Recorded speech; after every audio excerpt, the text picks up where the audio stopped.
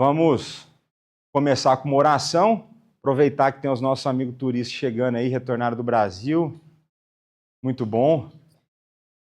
Thales e Catherine estão de volta, ó. É para poucos. Então vamos orar. Pai, muito obrigado por mais esse dia de vida que o Senhor nos dá, essa semana que se iniciou. Muito obrigado pelo clima mais ameno, com chuva. Continua a cuidar aí, a controlar as queimadas. Muito obrigado por isso.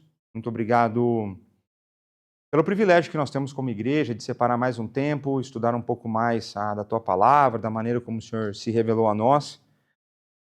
E dá-nos cada vez mais capacidade e proximidade da Tua Palavra, compreensão da Tua Palavra, para que possamos, dia após dia, aumentar a nossa admiração e contemplação de quem o Senhor é, aquilo que o Senhor faz. E nos conduza nesse momento, Pai. Tudo isso seja feito para a honra e glória do Teu nome, é no nome do Teu Filho, nosso Senhor e Salvador, que nós oramos e agradecemos. Amém. Então vamos lá. Nós vamos, espero eu, fazer a última aula de hermenêutica hoje, para na próxima semana a gente começar a ir sistemática. Às vezes o pessoal anima mais com sistemática que com hermenêutica. Mas eu estava branco, ficou amarelo e faz parte da vida. Mas vamos com amarelo mesmo. Vou fazer aqui a recapitulação, a revisão das duas últimas aulas, só o tópico, um resumo rápido, e depois a gente entra, né? Então a gente viu que nas Escrituras a gente tem um mandato que nos leva, então, a interpretar as Escrituras. Então a gente vê lá que existe o tal do dom do ensino. Então, se existe o dom do ensino, existe algo, um esforço a ser feito para a compreensão da palavra. Aí vão existir pessoas capacitadas por Deus que vão auxiliar outras pessoas a compreenderem melhor as Escrituras, né? Então, a gente viu que Jesus interpretou as Escrituras. A gente falou lá de Lucas 24, né, o Jesus no caminho de Emaús. A gente viu que o Espírito Santo interpreta a Escritura, o Espírito Santo nos conduz, nos guia a toda a verdade. A gente viu que o Espírito Santo, né, ao contrário do que é crido, ele não tira de nós a responsabilidade do esforço. Na verdade, o Espírito Santo nos conduz ao esforço para entender a Escritura. Porque eu entendo que a Escritura é a revelação especial de Deus, é Deus falando comigo, é Deus se revelando a mim, alguém indigno, não merecedor. O Espírito coloca essa consciência no meu coração e me impele, me empurra para querer estudar mais Escrituras. Essa é a ideia. Então nós vimos que existem alguns assuntos que são difíceis, não porque eles foram escritos necessariamente por Paulo, né? Porque Pedro faz esse comentário, né? Paulo escreve algumas coisas difíceis, mas porque existem alguns assuntos que de fato são difíceis de entender, né? Eu dei o exemplo da responsabilidade humana e a soberania divina, né? E a gente vai ver que isso não é algo exclusivo de Paulo. Para quem teve domingo na igreja, a gente viu um negócio complicado que Pedro escreveu também, né?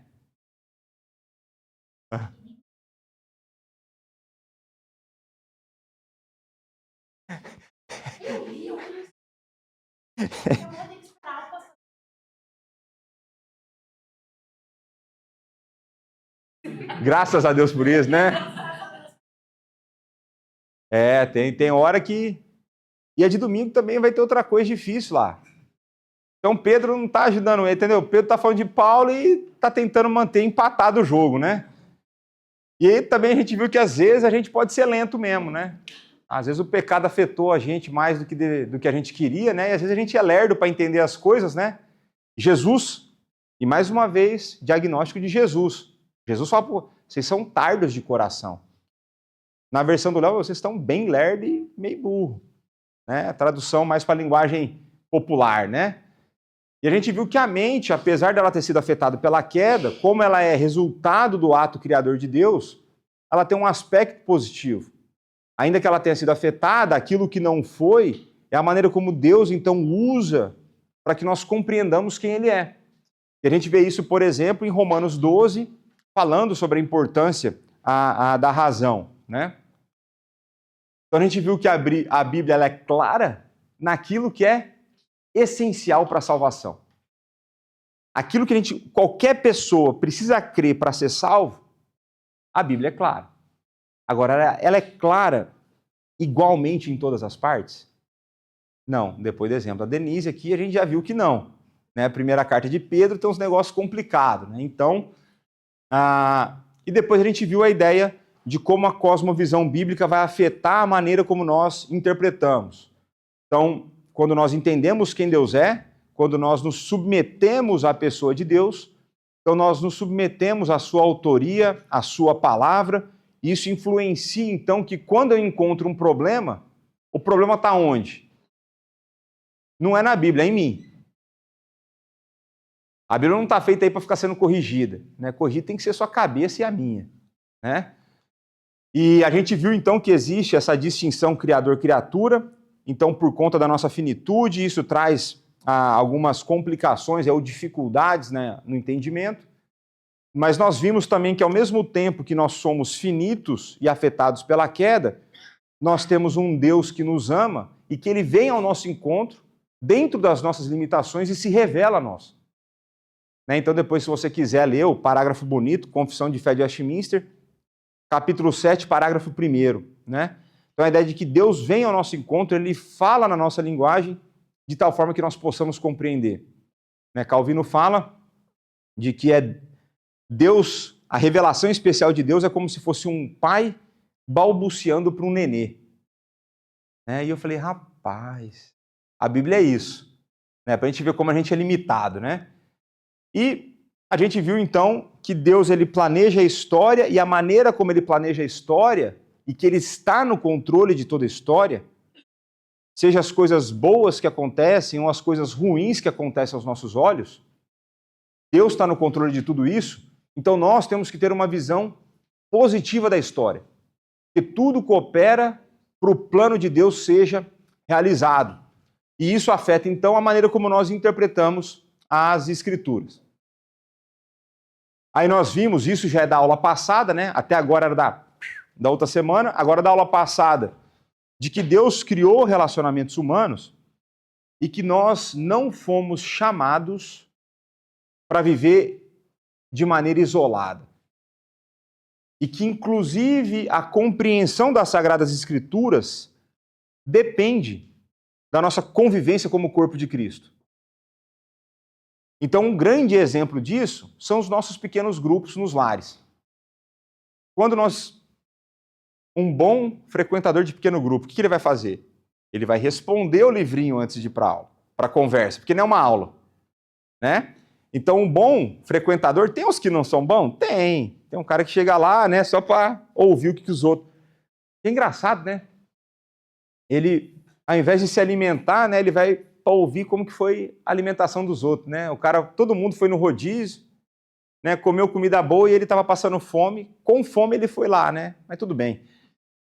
Então a ideia é que quando você vai num pequeno grupo e você faz a atividade, você responde as perguntas, você luta com o texto, né?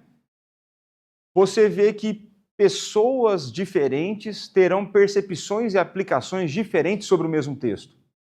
E é possível que a gente tenha aplicação diferente sem estar errado. Tem aplicação diferente que vai estar errado. E aí o líder vai ter que contornar lá, né? Porque às vezes o pessoal fica ofendido, que fala, tá errado e tal. Mas a ideia é de que outras pessoas podem ser usadas por Deus para abrir os nossos olhos para isso. E eu experimentei essa realidade várias vezes no seminário e no mestrado, onde o professor falava um negócio, mas estava sempre aqui, por que eu não enxerguei? Essa é a ideia de Deus mostrar para nós a importância do convívio no corpo de Cristo, a dependência entre irmãos. Então não existe possibilidade de ser crente e desigrejado. Não existe a possibilidade de você depositar a sua fé em Cristo e você não querer ser parte do corpo de Cristo. Você não querer conviver com o corpo, porque, inclusive, a compreensão da Escritura passa por isso. Nós vimos, então, a natureza humana, nós vimos que, então, nós somos criados à imagem de Deus, e porque nós somos criados à imagem de Deus, nós temos esse desejo, a inclinação de querer conhecê-lo e a capacidade de conhecê-lo.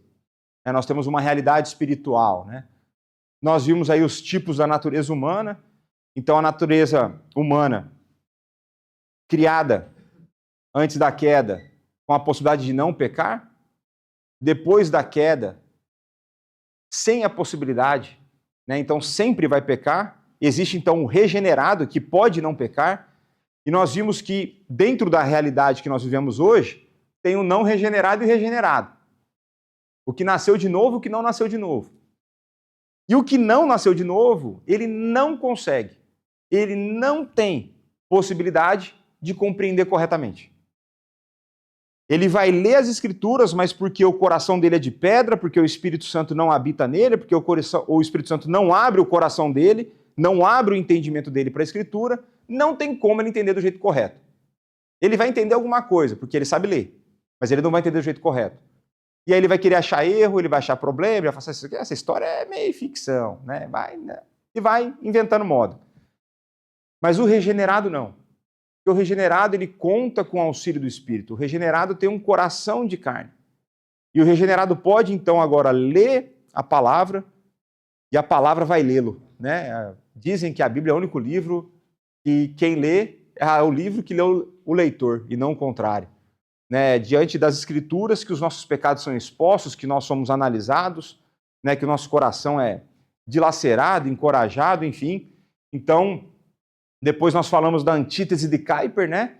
Então a ideia daqueles que são regenerados e os não regenerados, aqueles que submetem a Deus, os que não submetem a Deus, aqueles que então submetem a palavra, os que se rebelam contra a palavra. Nós vimos que, ao mesmo tempo que existem dois tipos de pessoa, regenerado e não regenerado, os regenerados, ainda que auxiliados pelo Espírito, já sendo transformados, eles ainda sofrem, a ideia de resultados misturados, ainda sofrem com o efeito da queda. E porque sofrem com o efeito da queda, é possível que ele leia a Bíblia e entenda de maneira errada. É possível que ele ainda peque. Então, em alguns momentos, o regenerado vai ter aí uns toques que ele vai parecer com o não regenerado em alguns momentos, né? Mais ou menos essa é a ideia. Aí nós vimos que isso traz uma implicação para a sociedade. E que, de maneira resumida, existem dois tipos de religião. A que adora a Deus e que adora Satanás nas diversas formas que existem no mundo. Existem duas formas de fazer política, que agrada a Deus e que desagrada a Deus. Duas formas de ciência, duas formas de tudo. De maneira resumida, existem duas formas de fazer as coisas. A correta e a errada. A que agrada a Deus e a que não agrada a Deus. E aí nós vimos que então isso também traz implicações para a interpretação. É possível que a gente use métodos desenvolvidos por não regenerados? É possível. Mas desde que ele esteja submetido a princípios bíblicos.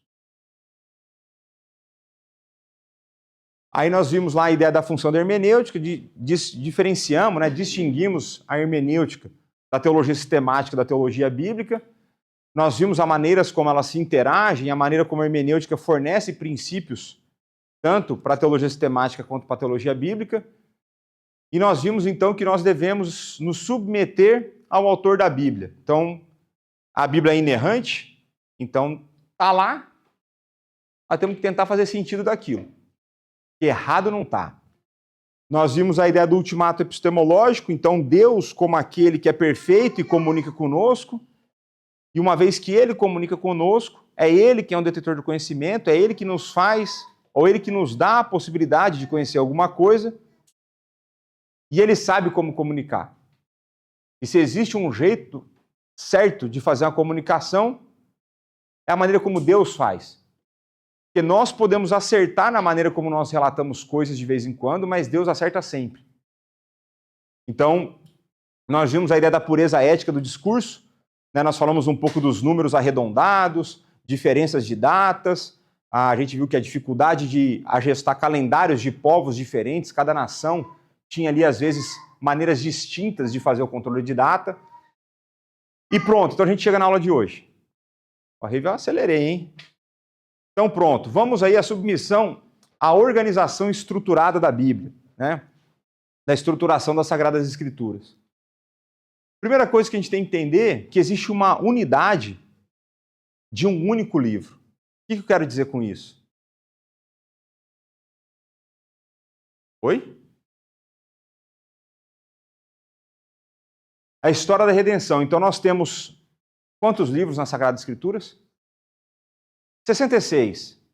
Mas existe uma unidade nesses 66 livros, em que eles não se contradizem. Por que isso? Porque tem um único autor. Então, em termos do autor final, existe um só. Humanamente falando, autores humanos, 40. Mas o autor final é um só, que é o autor divino, né? Então a gente vai lá para 2 Timóteo 3, 16, 17, toda escritura inspirada por Deus, tal, para correção, papapá, papapá, papapá, certo? É isso. Então ele é um relato unificado, e esse termo vocês têm que estar familiarizados com ele, história da redenção. Eu cada vez mais vou usar esse termo, história da redenção. É uma história só, onde Deus revela a maneira como ele resolveu o problema que foi criado na queda. Basicamente isso, é a história da redenção. E ele é unificado na doutrina, ou seja, não existem doutrinas que se contrapõem. E aqui tem que partir de um esforço nosso, e é por isso que pressupostos são importantes. Se eu entendo, né, que se você não entende, se eu não acredita, o problema é seu. A Bíblia não vai mudar nada. Se eu entendo que a Bíblia é inerrante, quando eu me deparo com a dificuldade, eu vou ter que tentar entender aquela dificuldade, ao invés de falar que o erro está ali.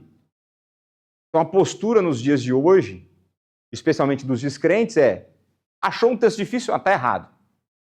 Incluir isso aí é uma adição, né, foi uma edição posterior que fez um ajuste, não sei o quê. Não. Se eu entendo que a Bíblia é inerrante, que ela é inspirada, se eu tiver problema nela, tem problema em quem, em última instância? Tem problema no autor. Quem é o autor? Deus. Aí lascou. Vamos fechar a porta e vamos embora. Então não existe incoerência de doutrina. O que existe é a nossa limitação para compreendê-las. E a ideia sempre é como a gente consegue entender isso de uma forma harmoniosa. É o grande desafio dentro da hermenêutica, né? Então é um livro centrado em Deus, né? Então Deus, ele é o tópico central. É difícil entender isso? Não. Então tá bom. Ele é pressuposto mesmo quando não mencionado. Vocês lembram algum lugar na Bíblia, algum livro que Deus não é mencionado? Esther. Então Deus, ele é pressuposto mesmo quando ele não é mencionado. Porque o foco é a gente olhar então a ideia, prestar atenção às ações de Deus. Então, muitas vezes a gente falei lá do bebê conforto do Moisés, né? Vocês lembram lá, certo? O absurdo na história é a transformação do coração da filha do faraó. De querer pegar um menino que ela sabia que tinha que ser assassinado por ordem do pai dela. Então, no livro de Esther, é você olhar todo o favorecimento que ela recebe diante do rei, por exemplo. É Deus movendo, é Deus abrindo as portas, é Deus abrindo os caminhos para a preservação do povo. É o cara que trama contra o povo de Deus, sendo pego no pulo e sendo condenado por aquilo. De uma forma que, a hora que você olha, fala assim, só pode ser Deus. Então nós precisamos olhar para o texto e entender o que Deus está a fazer nesse momento. Então vamos lá. Então aqui, submissão, vamos para responsabilidades básicas a interpretar as Escrituras. Primeira coisa, o objetivo redentivo da Bíblia, né? A Bíblia não é apenas um conjunto de informações aleatórias, mas ela é escrita para nos transformar, equipar e encorajar. Então, existe um aspecto das Escrituras que a gente nunca deveria ler as Escrituras por mera curiosidade. Existe uma forma de nós lermos as Escrituras para que a gente aumente o nosso conhecimento mais amplo da história bíblica. Existe a forma de nós lermos as Escrituras de uma maneira mais devocional, mas não deveria ser a nossa postura ler a Escritura só por mera curiosidade. Porque a Bíblia ela foi feita para nos transformar, nos equipar e nos encorajar. É através das Escrituras que o Espírito age no nosso coração, transformando o nosso coração caído e desalinhado num coração cada vez mais inclinado para Deus, cada vez mais ajustado com os propósitos de Deus. Ela nos equipa a nos dar condições, como eu falei no domingo, de defender a nossa fé, de falar da razão da esperança que há em nós. Ela nos equipa a compartilhar um amor imerecido que eu recebi com alguém que não merece esse mesmo amor.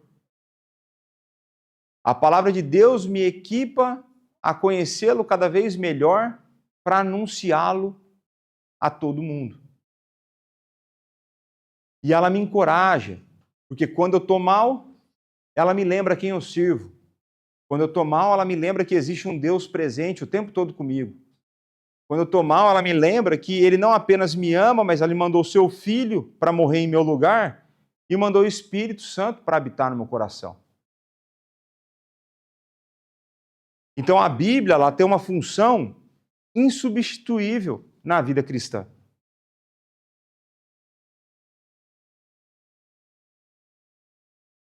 A Bíblia é cristocêntrica, novidade essa, né? Novidade isso daí. Olha só, a gente já leu essa passagem, mas é interessante ler novamente, né? Então, Lucas 24, né? Qual que é essa passagem? Caminho de Emaús. Então lhes disse Jesus, honestos e tardos de coração, para crer tudo o que os profetas disseram. Porventura não convinha que Cristo padecesse e entrasse na sua glória? E começando por Moisés, discorrendo por todos os profetas, expunha-lhes o que a seu respeito constava é sobre Cristo. O Antigo Testamento é sobre Cristo. Por isso que faz zero sentido, mas zero sentido, a igrejas que vão dizer que o Antigo Testamento não serve para nada. Sendo que Jesus Cristo usou o Antigo Testamento para falar dele mesmo. Né? Aí acho que eles pulam essas passagens aqui, né? E veja, se o Antigo Testamento é sobre Cristo, o Novo Testamento é sobre quem? Parece que é mais ainda, tem hora, né? Mas é sobre Cristo. Então é Cristo em todo lugar. É Cristo em todo canto. Onde você olha, Ele está. Né? E esse é o grande desafio. Um dos grandes desafios da pregação. É você conseguir encontrar a maneira como Cristo é revelado naquela passagem. Né? Mas, então a Bíblia ela é cristocêntrica. Vamos avançar um pouco mais nesse assunto. No mesmo capítulo, alguns versos para frente. A seguir, Jesus lhes disse, são essas as palavras que eu vos falei, estando ainda convosco. Importava se cumprisse tudo o que de mim está escrito na lei de Moisés, nos profetas e nos salmos. O que Jesus está falando? No cânon completo. É todo o Antigo Testamento. Eu vou desdobrar para vocês isso aqui. Então lhes abriu o entendimento para que compreendessem o quê? As Escrituras, a totalidade das Escrituras. Então, naquele tempo, aqui Lucas, certo? Está relatando quando Jesus estava aqui ressurreto. Quantos livros do Novo Testamento foram compostos no período da ressurreição de Cristo? Quantos? Temos 27 livros do Novo Testamento. Quantos livros foram compostos quando Cristo estava ressurreto andando aqui na Terra? Nenhum? Certeza. Eu acho. Quem acha mais alguma coisa? Mas ano 30 não estava Jesus ressurreto? Aqui na Terra dando a volta aqui? Do Novo Testamento, quando Jesus estava aqui. E agora? 27, 0? Era só queria causar, são 0 mesmo, né? A gente vai ver que acho que do Novo Testamento, os livros mais novos, assim, os mais antigos agora, né? Os que foram escritos mais próximos de quando Cristo estava aqui são as epístolas. Tem algumas epístolas de Paulo que são bem ali 50, 60, né? Mas depois os evangelhos já são um pouco mais tarde, foram escritos mais tarde do que as cartas até. Mas o ponto, então, é que quando Jesus está a falar aqui no caminho de Emaús, as Escrituras eram o Antigo Testamento. Simples assim. Né? Era a revelação que o povo tinha para entender quem ele era. Então, a lei de Moisés se refere a quais livros? Pentateuco. Os profetas, para o judeu, porque aqui, veja que Jesus ele era o quê? Judeu. Jesus não era cristão. Certo? Jesus era judeu. A ideia aqui é que o judeu organizava o Antigo Testamento de uma forma diferente do que nós organizamos. Então, basicamente aqui, eles organizavam na Torá, nos profetas e nos escritos. Os 36 livros estavam organizados, 36 não, 27, 39. Os 39 estavam organizados nessas três categorias. Jesus cita Moisés, os profetas, que eram os primeiros e os últimos, e os escritos.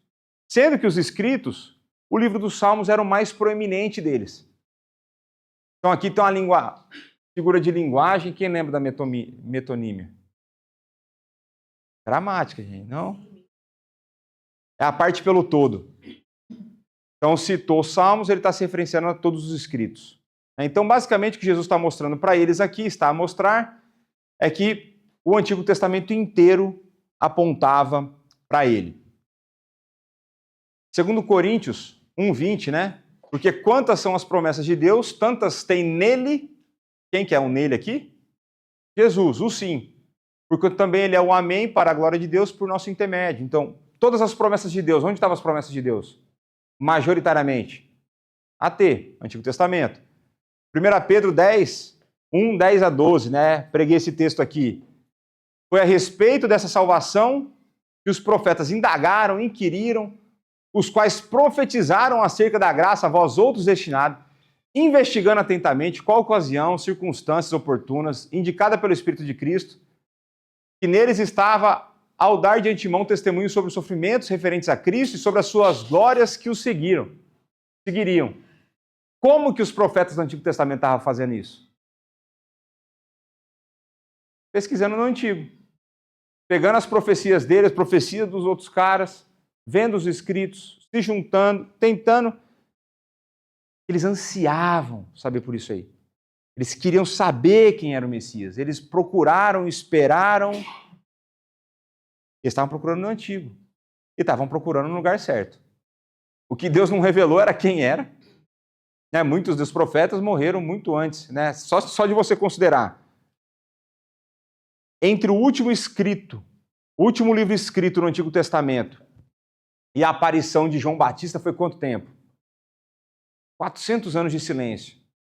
Todos os profetas morreram. Então, João Batista é o último profeta do Antigo Testamento. João Batista aparece como o último profeta do Antigo Testamento. Então, pronto. João 5, 39 e depois 46 e 47. Isso aqui Jesus trocando ideia com aqueles amigos dele, sabe? Fariseus. Examinar as Escrituras, porque julgais ter nelas, e são elas mesmas que testificam. O que o fariseu analisava? O Antigo Testamento. Porque, se de fato cresceis em Moisés, o que Moisés escreveu? Torá. Também crerias em mim. Se você entendesse a Torá, o Pentateuco, você já ia crer em mim. Porquanto ele escreveu o quê? A meu respeito. Se, porém, não credes nos seus escritos, como crereis nas minhas palavras? Ou seja, se naquilo que você diz que a sua fé está depositada você não acredita, como você vai acreditar na minha? Mas Jesus mostrando, então, todo o Antigo Testamento apontando para ele. E o tema principal do Antigo Testamento, qual que vocês acham que é? Oi? Cristo? Será que o tema principal é o Cristo? E aí, Roberto, você que fez perspectivas.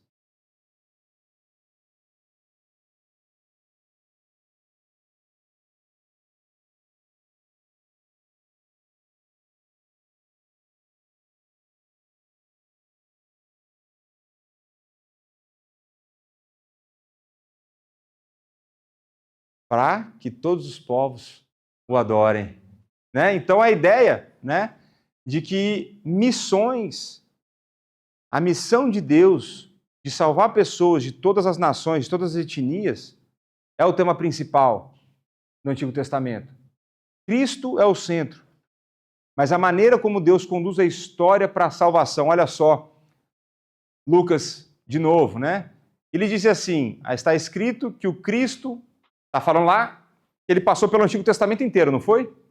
A conversa de Emaús está essa, certo?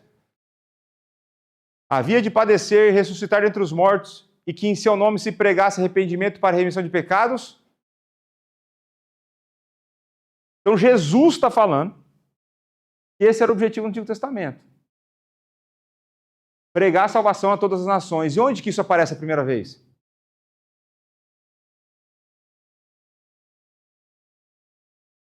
A todas as nações ainda não. É o cara do Perspectivas, esse aí, meu. Gênesis 12, né? Quando Deus faz a promessa para Abraão de que nele seriam benditas todas as nações. Então veja, e uma ideia muito legal lá dessa matéria, desse curso aí, é que eles vão pegar então que Deus, ele faz um povo para si, mas não para que esse povo, somente ele, seja salvo, mas para que eles fossem instrumentos para que as outras nações fossem salvas. Só que os judeus nunca entenderam isso aí. Mas está lá desde o começo. A hora que, como diria um professor meu, naquele que dá das aulas da criação, ele fala assim, depois que você vê, não tem como desver. Depois que você entendeu que o tema do Antigo Testamento já era missões, já era Deus indo ao encontro dos seus eleitos, não tem como desver aquilo. Aí você vai ver que é o tempo todo, né? Você vai para o livro dos Salmos, muitas vezes Deus dá a vitória para o povo, para que os povos vizinhos vissem isso e viessem e adorassem a Deus. Então a ideia de salvação para os de fora do povo de Israel já estava ali presente, né? Mas então pronto. Foque em missões, né? Então pronto. Então vamos lá. Objetivo da interpretação. Qual que vocês acham que é o objetivo da hermenêutica? Qual que é o objetivo final da gente interpretar as Escrituras? Vamos lá, tá aberto, né? Cada um fala o que quer. Temor a Deus? O que mais? Temor a Deus, não crer em heresia, o que mais? Ser parecido com Cristo, o que mais? Comprovar a inerrância da Bíblia?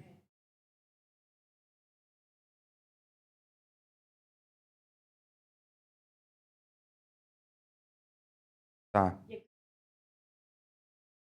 Tá.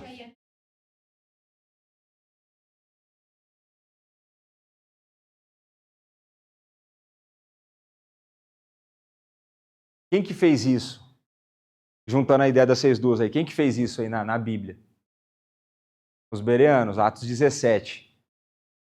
Então, os bereanos, então, se alguém te chamar assim, ó, você é bereano, é elogio. O nome não é bonito, mas é elogio. Em Atos 17, acho que é verso 11, eu só sei disso porque eu li hoje, tá? Não é porque, não, sabe tudo, né? Não, é porque eu li hoje. Mas eles recebem Paulo e Silas, e o texto fala que eles ouviram com avidez. O que é avidez? Um desejo, aquela, né, tá com fome, o cara tá no rodízio comendo, aquela vontade ali, né? E fala assim, eles ouviam com avidez, e depois conferiam com a Escritura para ver se era daquele jeito mesmo.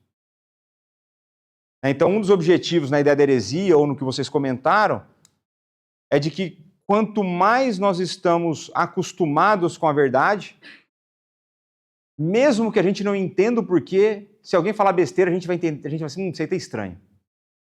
Eu teve várias vezes, algumas vezes, algumas vezes, eu estava na igreja, o cara falou um negócio, isso tá estranho, meu. Aí eu fui lá, anotava e depois conferir essa porcaria, porque isso aí tá estranho, nunca ouvi esse negócio. Vem com ideia nova pra cima de mim, que eu sou um cara tradicional. Eu gosto das coisas do jeito que sempre foram, né?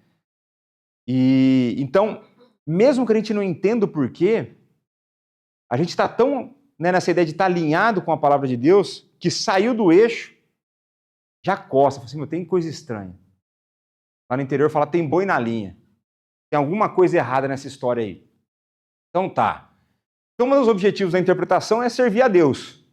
Né? Então, quando a gente olha aqui, né, Salmo 119, 105, né, a lâmpada para os meus pés é a tua palavra e luz para os meus caminhos. Então, a Bíblia ilumina toda a nossa vida, o nosso conhecimento, comportamento, atitudes pública e privada e o nosso coração com o propósito de servir a Deus. Então, não existe, eu não consigo olhar para as Escrituras e entender crente que não serve a Deus. E aqui não estou a falar em servir em posição de liderança. É servir a Deus. Então, aqui na nossa igreja, tem gente que serve limpando a igreja. Tem gente que serve organizando o chá aqui depois do curso. Tem gente que serve pequeno almoço. Tem gente que serve como líder de PG. Tem gente que serve como diácono. Tem gente que serve como presbítero. Tem gente que serve no churrasco dos homens. No churrasco dos homens, todo mundo serve, inclusive as crianças, juntando lixo e arrumando a igreja para ir embora. Não existe crente à toa. O chamado do cristianismo não é, nunca será, para ser vagabundo. Não existe isso dentro da igreja. O chamado é para uma vida de dedicação para aquele que deu a vida por nós. Então nunca... Pense muito bem quando você vier falar comigo e falar assim, pastor, estou fazendo muita coisa. Mas você tem certeza? Que é um negócio que na minha cabeça fica. Eu acho que estou fazendo pouco. Por quê? Porque eu sirvo aquele que fez muito. E porque ele me salvou da onde eu não merecia sair, eu não consigo ver a minha vida sendo usada de maneira desleixada. Então, o propósito de quanto mais eu conheço a Deus, uma vez que o Espírito habita em mim e ele vai transformar meu coração, melhor vai ser minha compreensão de quem ele é, daquilo que ele fez por mim, daquilo que ele faz por mim, daquilo que ele fará por mim, e maior será o meu desejo, ou deveria ser o meu desejo, de querer servi-lo. E servi-lo não onde que fosse necessário. Onde precisasse, eu quero. Eu quero por quê? Porque ele é digno disso. Ele merece isso. E porque através disso eu vou ser usado para que mais pessoas o conheçam. Às vezes pode parecer que limpar a igreja não tem nada a ver com isso. Tem tudo a ver com isso. A gente cuidar bem do lugar onde a gente cultua a Deus, onde a gente vai receber pessoas, onde nós teremos visitantes, faz parte disso. Então, interpretação das Escrituras tem a ver com transformação da nossa vida, que vai nos levar para uma vida de serviço. Né? E aí, parte do que a gente falou aqui, crescer em conhecimento e intimidade com Deus, né? Ser conformado à imagem do Filho.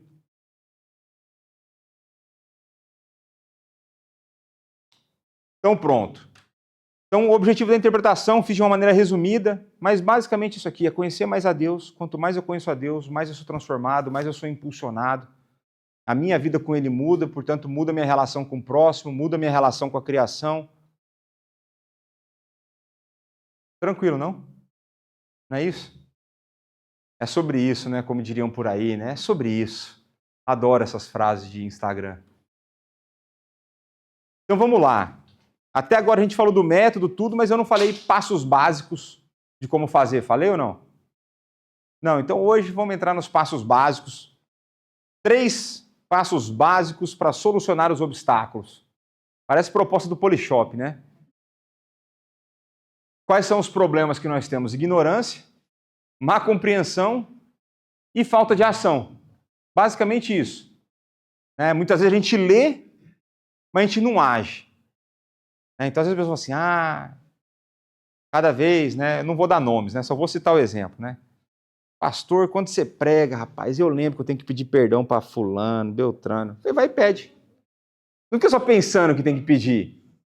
E não estou dando nome e não vou entregar ninguém. Se a pessoa se entregar, outra história. Também não estou falando que a pessoa está aqui, mas pode estar. Então, pronto. Então, como que a gente resolve a ignorância? Observando o texto. Como que a gente resolve a má compreensão? Elucidando, indo atrás de resolver os problemas do texto. E como que eu resolvo a falta de ação? Com aplicação. Então, uma das coisas que eu sentia muita falta nos Estados Unidos era a aplicação na pregação. Porque às vezes o cara vai, dá uma baita de uma aula, explica tudo o negócio. Fala assim, tá, e aí na vida real, como que eu faço com isso? Então, existe esse desafio de como aplicar o texto. Né? Então, vamos definir aí os 3 passos. Né? Observação, o que o texto diz? Então, se você tem frequentado os pequenos grupos aqui, são aquelas perguntas que todo mundo consegue responder. E é só você ler. Então, fala assim, eu, Paulo, vos escrevo. Quem está a escrever? É a pergunta de observação. Mas a gente lê tão no automático que tem hora que você nem pensa nisso. Então, essas perguntas de observação, ainda que elas sejam simples, e praticamente todo mundo deveria conseguir responder, ela faz com que você olhe para o texto com calma. Então, por exemplo, pegando aqui a questão do grego e do hebraico, né? Meu sogro sempre me pergunta, né? Mas se a gente tem português, por que você fica estudando grego e hebraico, não sei o quê, né? E uma das coisas que estudar o grego e hebraico faz é, como não é minha língua materna, eu leio mais devagar. Eu preciso quebrar mais a cabeça. E quando eu quebro mais a cabeça, eu presto mais atenção. E aí eu pego detalhes que eu não pegaria lendo rápido na minha língua materna, que é o português, o brasileiro, né? O brasileiro. Elucidação. O que o texto significa? O que ele quis dizer com isso? E a aplicação é como isso me transforma. Então, se a gente for pegar nos pequenos grupos, as perguntas lá deveriam ser basicamente essas. Que é observação, interpretação e aplicação. Ou como você vai compartilhar com alguém, ou como isso afetou a sua vida. Né? Normalmente são essas perguntas lá no final. Né? Então, pronto. Existe um conceito, ele é bastante difícil de ser praticado, que é esse aí, ó, desfamiliarização do texto. O que vocês acham que é isso? Além de ser difícil de ler.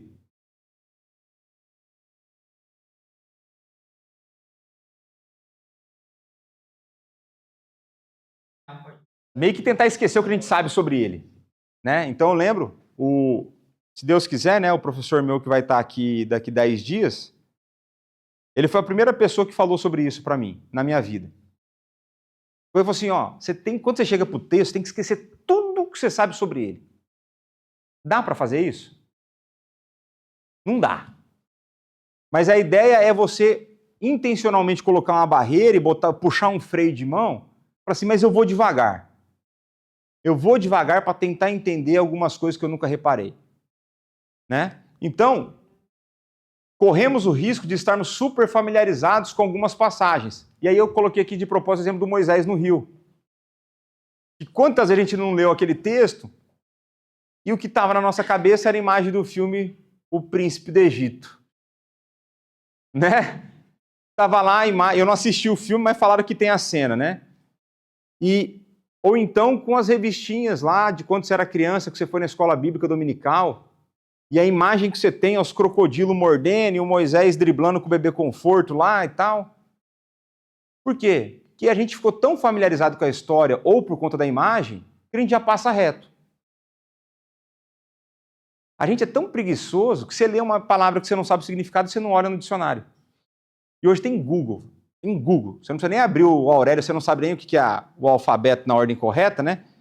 Não precisa nem isso mais. É só você dar um Google. Carriçal. O que é carriçal? É a palavra bendita que, se você soubesse, você sabia que o Moisés não estava no meio do rio. Está lá no texto. E a mãe foi lá e pôs o menino no carriçal, na beira do rio, na margem do rio. Estacionado lá, com o parquímetro rodando lá. 15 minutos, né? Vai estender seu tempo? Vai, ficava lá no telemóvel estendendo o tempo do menino.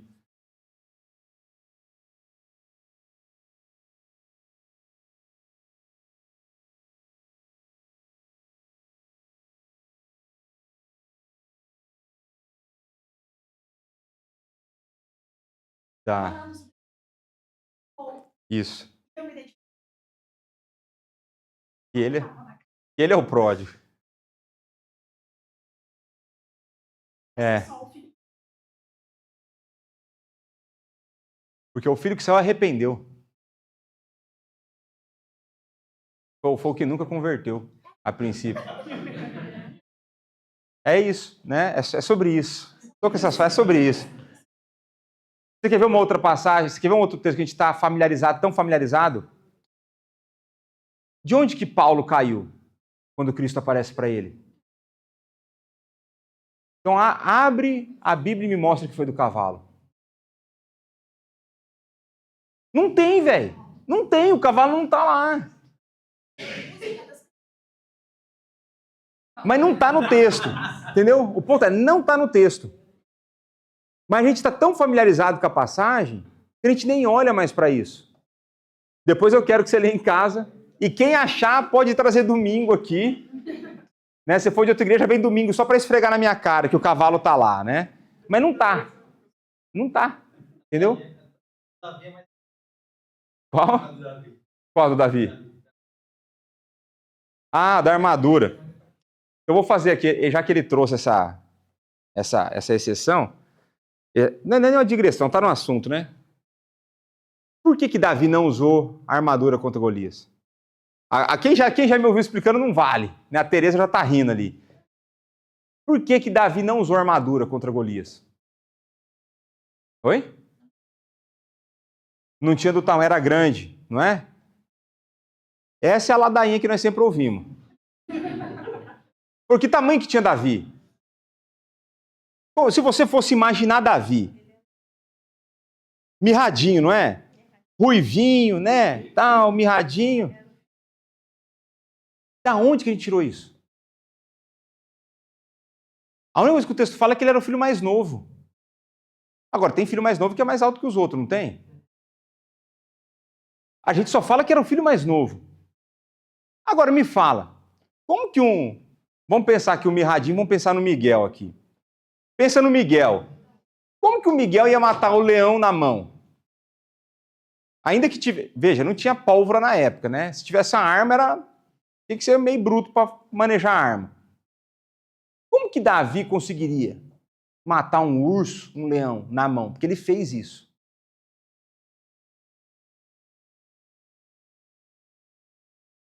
Não, mas você foi para Golias. Fala que ele lutou lá, meu. Aí, por exemplo, qual que foi a outra de Davi que me levou a pensar também? Teve um pastor que me abriu os olhos para essa passagem, mas a gente começa a imaginar... por exemplo, ele mata Golias, certo? Depois eu vou voltar no raciocínio do tamanho. O que ele faz depois que ele acerta o tiro de sniper lá na cabeça do Golias? Com que arma?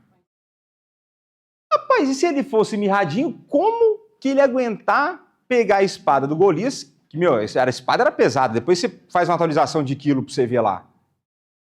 E não fala que ele ficou serrando. Meu, fala que ele cortou a cabeça do cara. A espada do Golias.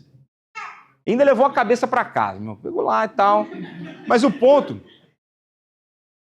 Aí, olha só como a gente lê, como a gente está familiarizado com o negócio e a gente vai passando por cima dos detalhes. Vamos tentar fazer um raciocínio para chegar no tamanho mais ou menos de Davi, né? De quem que era a armadura que ele vestiu? Saul. Que altura que tinha Saul? Saul era alto. A Bíblia diz que ele passava pelo menos que o israelita médio batia no ombro de Saul. Então Saul tinha, na faixa de uns 2 metros. Saul era bruto, uns 2 metros e pouco e tal. Mais ou menos nessa faixa de altura. Saul era burro? Ele fez burrada, é diferente de ser burro. Ele fez burrada, é diferente de ser burro. Agora, ele não era burro, ele era o rei de Israel. Tinha estratégia, tal, não sei o quê. Agora, o cara... Rei de Israel, tudo. Aí vamos supor que o Davi fosse mirradinho, 1,60 m, 1,70 m. Qual que seria a lógica? Eu não vou expor minha esposa. Eu não vou pedir para ela vir aqui à frente, eu não vou fazer isso. Mas qual que seria a lógica, por exemplo, da minha esposa vestir uma roupa minha? Quer ver? Vamos fazer diferente. Roberto estava aqui domingo, conduzindo a liturgia. Tem que altura, Roberto? 1,70. Eu tenho 1,88. Se fizer quiropraxia, chega em 1,90. Mas a diferença minha para ele é considerável, não é os 40 centímetros que eu tenho para minha esposa, mas dá quase 20. Aí o Roberto faz de conta que aqui a pessoa que conduz a liturgia tivesse que usar paletó, né? Ele chegou atrasado, faria sentido você, Roberto, pega meu paletó para você conduzir isso aí? Faria sentido? A não ser que fosse parecer um menino maluquinho, né? Para quem lembra do desenho lá do Brasil, né? Um negócio aqui assim. Então, qual que seria a lógica do Saul falar para Davi usar a armadura dele se Davi fosse o subnutrido, mirradinho? Para mim não faz sentido. Agora, nós não lemos o texto. O texto fala o motivo de Davi não usar armadura. E não era o tamanho.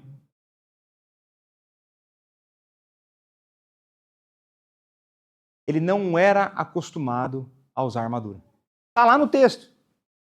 O bicho era pastor. Ele não treinava com a armadura. Então não fala que era o tamanho. Então por algum motivo eu gosto de pensar que Davi tinha mais ou menos o meu tamanho. Entendeu? Você vai ser, não sei, mas é um pouco menor do que Saul, porque a altura de Davi nunca foi destacada, mas teria que ser um tamanho que justificasse o cara querer oferecer a armadura dele. E o texto relata, Davi não usa porque ele não sabia usar, não é porque não servia.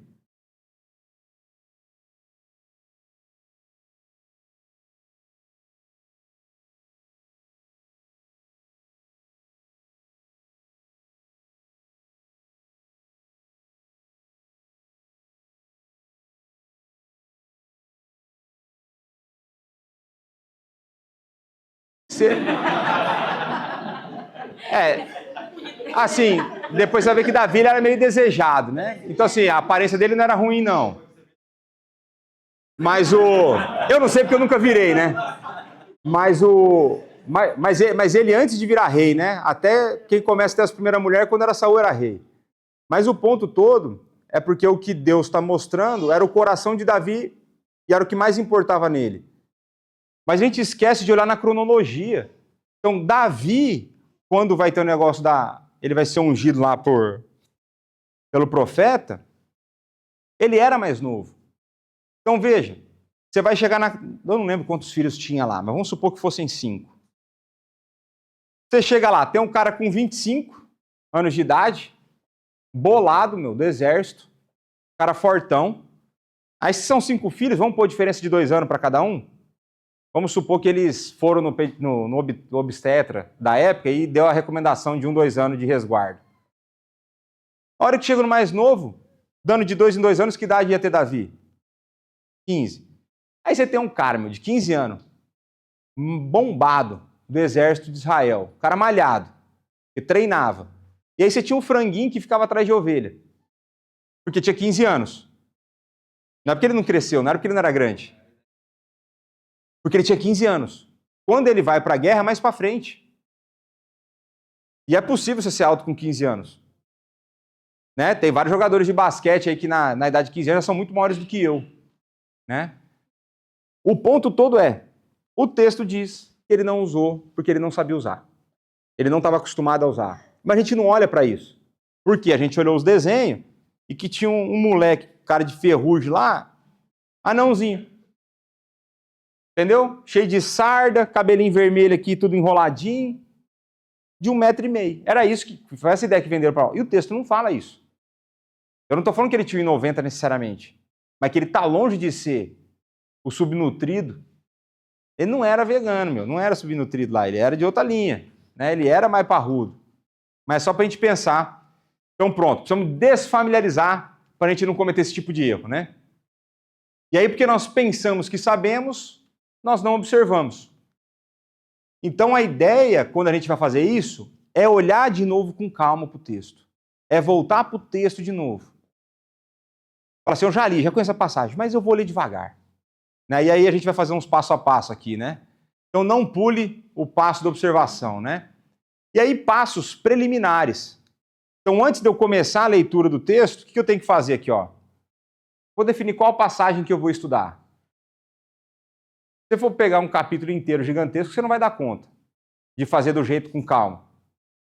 Então, não necessariamente é uma regra, mas os editores da Bíblia já fizeram uma divisão mais ou menos para nós. Se você pegar traduções diferentes, às vezes essa divisão ela muda, né?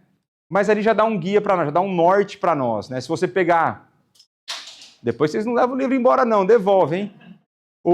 Depois vocês pegarem lá os comentários, tudo tem as quebras, muitas vezes que o autor daquele comentário está propondo, né? Tem as marcações, enfim. Ore para que Deus te ilumine o coração. E mais do que iluminar o teu coração para você entender, é dar um coração submisso para você se sujeitar ao que ele está falando.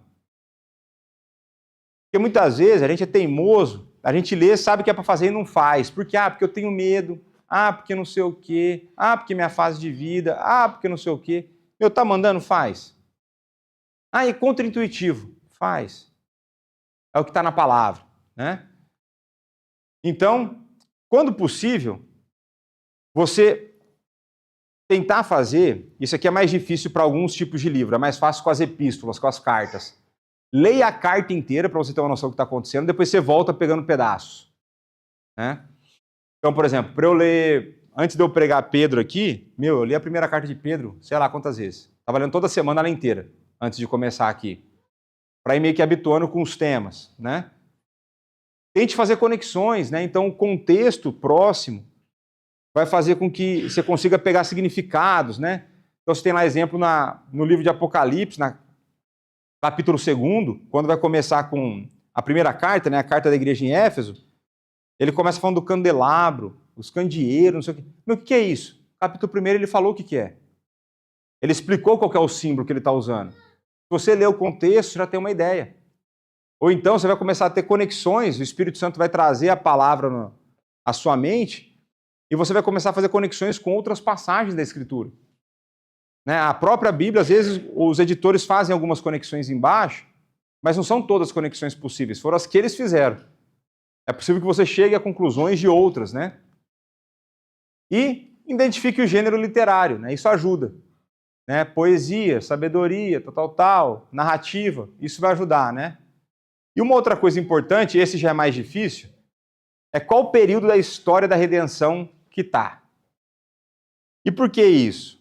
Depois eu vou ter vou ver se eu vou dar essa aula na confissão de fé do pacto, porque Deus ele faz um pacto, né? O pacto da graça, a aliança da salvação pela graça, e dentro desse pacto você tem vários momentos pessoas que são representantes. Então, por exemplo, você tem um período de Davi, tem um período de Moisés, você tem um período de Adão. E em cada período desse, Deus estabelece uma forma como ele se relacionava.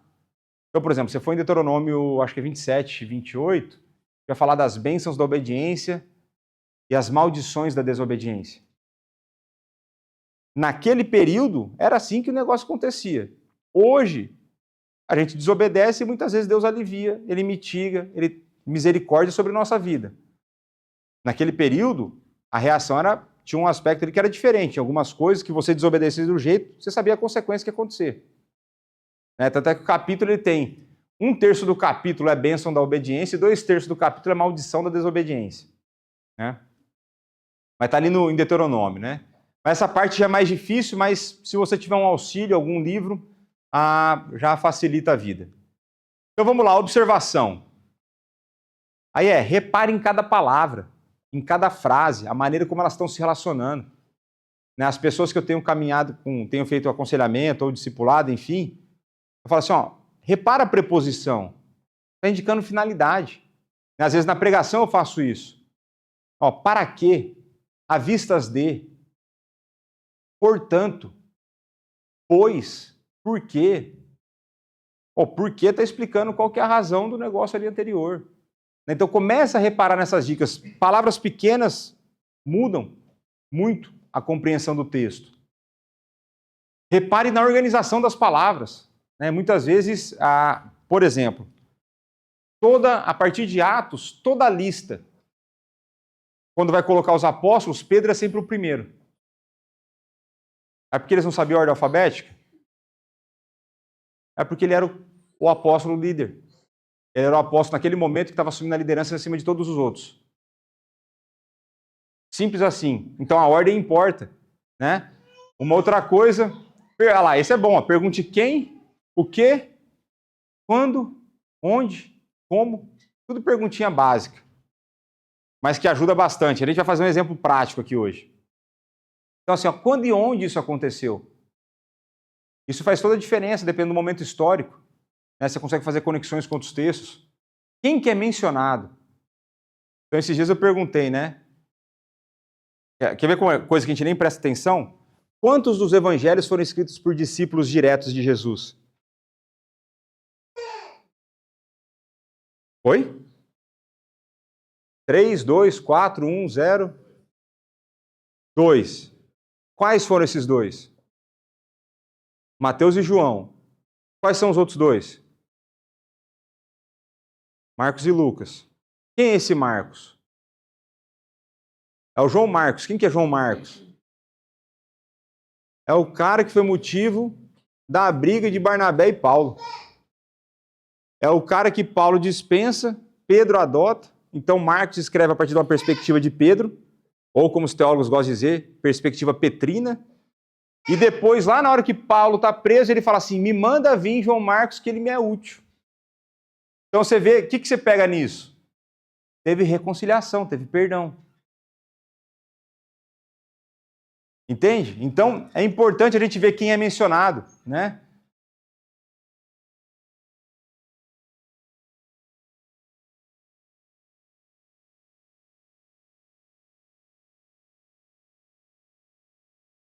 Eu acredito que não, porque senão ele teria que ter sido Chico Xavier para escrever o Evangelho, né?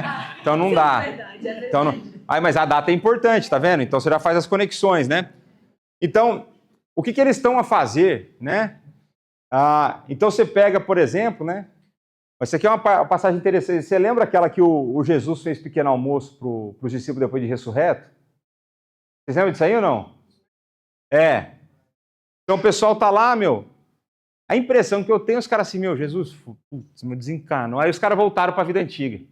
Foram lá pescar, foram não sei o quê. Por que eles voltaram para essa vida? Né? Então, veja, onde que eles estavam? Fazendo o que eles sabiam fazer. Aí Jesus aparece e redefine de novo o rumo, né? Mas você vê que, meu, são coisas importantes, né? Por exemplo, ali já era ressurreto, certo? O que Jesus faz ali? Ele come. Né? Aí tem lá o teólogo favorito do Lucas, fala que Jesus está precisando comer até hoje, mas é uma outra história. Né? Então vamos lá. Ó. Uma outra coisa para você, de que forma essa palavra contribui com... Você tem algumas palavras, elas são muito significativas, ou elas são pouco usadas, ou você fala assim, meu, essa palavra aqui está meio estranha nesse contexto, o que está acontecendo? Né? Fique atento a detalhes. O professor meu lá, o professor da criação, falou, quem mora nos detalhes? O ditado diz que o diabo mora nos detalhes, né? Mas na Bíblia é Deus quem mora nos detalhes. Então são os detalhes que vão te dar, muitas vezes, nuances, coisas interessantes, insights interessantes a respeito de Deus. Né? Uma outra coisa, essa aqui é a dica básica. Existe alguma palavra que é repetida dentro do texto? É uma palavra que aparece várias vezes, uma ênfase clara do autor. Tem alguma coisa ali, dá uma investigada. Tem um porquê ele está falando aquilo ali. Né?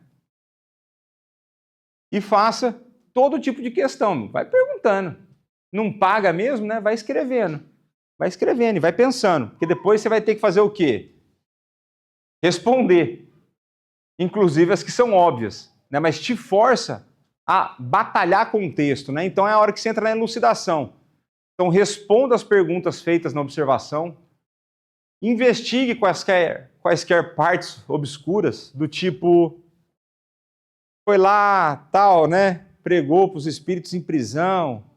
Investiga o que está acontecendo. Pode ser que você não consiga. Pode ser que você não tenha um recurso para fazer, né? E normal. Vai lá encher a paciência da liderança da igreja. Vai falar com o pastor, vai pedir para o conselho. E é assim que funciona, é um dos outros. Tem parte que é difícil, né? Perceba como as partes se encaixam, como as partes reforçam e qualificam uma outra. Né? Então, muitas vezes você olha uma palavra qualificadora, um adjetivo, por que está colocando isso aqui? Por que tem que citar esse negócio aqui em específico? Então, por exemplo, narrativa em hebraico. Né? A característica de uma narrativa em hebraico é uma narrativa com poucos detalhes. Poucos detalhes. Agora, quando tem detalhe é porque é importante. Então, por exemplo, você vai ler a narrativa do pecado de Davi, quando ele fala de Batseba, ele fala a mulher de Urias. A gente já sabe quem é, mas por que ele qualifica de novo? Existe um porquê ali, existe um negócio que o autor está provocando ali, o autor inspirado está trazendo à nossa memória. Né? Então todo mundo fala assim, porque Davi adulterou. Falaram, beleza, está errado isso aí, está errado. Mas a palavra, a ênfase está sempre no assassinato que ele cometeu. Ela falou assim, o assassinato. Depois, será que é por conta disso? Vai falar que as suas mãos estão cheias de sangue, você não vai construir um templo para mim? Será que tem a ver com isso? Pode ter a ver com isso. Que as guerras foram ordenadas por Deus, né? Não sei, a gente pode pensar sobre isso. Encontre princípios gerais, faça inferência sobre os princípios gerais que estão na passagem. Né? Então, você pega Salmos, né? Os Salmos, eles são interessantes. Teve um professor que eu tive aula no mestrado, ele falava assim, que uma das grandes dificuldades da interpretação dos Salmos é que a gente não tem tanto contexto histórico dos Salmos. É difícil você traçar que momento exato da história aquele salmo foi escrito, composto. É difícil isso. Alguns são fáceis porque está lá. Então, quando Davi, Salmo 3, quando Davi fugia de Absalão. Aí isso aí está fácil. Agora tem uns outros que não tem. O que você faz com isso? Aí a tese do meu professor é para ele exatamente dar liberdade da gente não ficar preso ao contexto histórico e aplicar as nossas realidades. Então a gente tem uma certa flexibilidade na aplicação dos salmos. Então, cara, vai ler os salmos. Estava lendo um salmo hoje, Salmo 73. A oscilação de humor de Asaf. Ele começa assim, começa falando bem de Deus. De repente, no verso 2, ele já está falando assim, não, porque eu invejo. Né, eu invejo os ímpios. Os ímpios estão prosperando, a vida dele vai bem, a minha vida está um lixo. Linguagem de hoje. É mais ou menos assim que aquela versão, aquela paráfrase funciona. A minha vida está ruim, está um lixo e tal. Eu olho para ele, rapaz, ele não tem plano de saúde, o plano de saúde dele está em dia, ele não pega a fila no SNS lá e tal. Eu estou lascado. Aí chega lá no verso 15 ou 17 e fala assim, até que eu entrei na tua casa e me deparei com o fim deles. Aí o cara volta a ser todo machão de novo. Não, porque o Senhor é a minha esperança. Pô, tem dia que a gente não está assim? Então é pegar esses princípios e ver, por exemplo, que as emoções oscilam, inclusive nos autores inspirados. Então você vai pegar Davi quando ele vai pegar e pregar para a alma dele. Né? Porque está batido a minha alma. Começa a trocar umas ideias com você mesmo. Começa a pregar o evangelho para você mesmo. Vai andando na rua e falando sozinho. Põe um fone no ouvido para você não sair de louco, né? E vai falando, parece que está na ligação, né? Está na ligação celestial. E vai falando contigo. Né? Você vai olhando os problemas da vida e fala assim, o Senhor é soberano. O Senhor é Deus Todo-Poderoso, me dá sabedoria para resolver esse negócio, me ajuda nessa dificuldade. Estou com esse problema aqui. Não vai fazer igual eu fiz.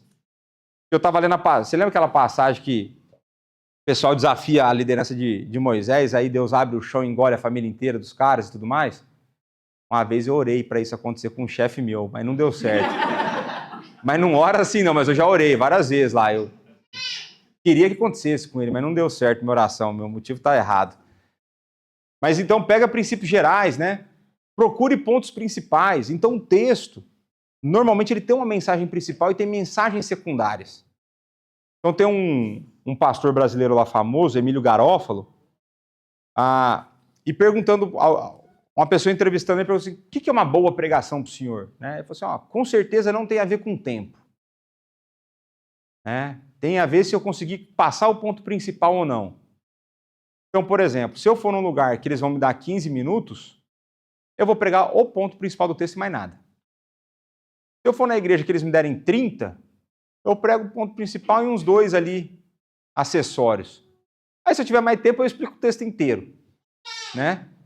Então, existe uma ideia principal no texto. Qual que é a ideia principal do texto? Será que eu consigo extrair a ideia principal do texto? Já é um passo. Se eu conseguir entender a prioridade do texto, já está me ajudando bastante, né? E a aplicação, né? A partir disso, o que eu devo crer ou fazer? Simples assim. Então, por exemplo, você pega lá Salmo 119. Guarda no coração a tua palavra para não pecar contra ti. O que eu tenho que fazer? A mesma coisa, eu tenho que começar a ter a palavra inundando meu coração, memorizar versículo bíblico. Para quê? Para eu não pecar contra Deus. Quanto mais cheio da palavra, que vai ser movido pela ação do Espírito, quanto mais Espírito, mais domínio próprio, conecta lá, já faz a conexão lá com Efésios, menos pecado contra Deus, não parece lógico? Então começa a ver de maneira prática o como que esse texto muda a minha vida. Por exemplo, eu entender que Deus é soberano muda a minha vida como? Quando eu acordo de manhã e bato meu carro.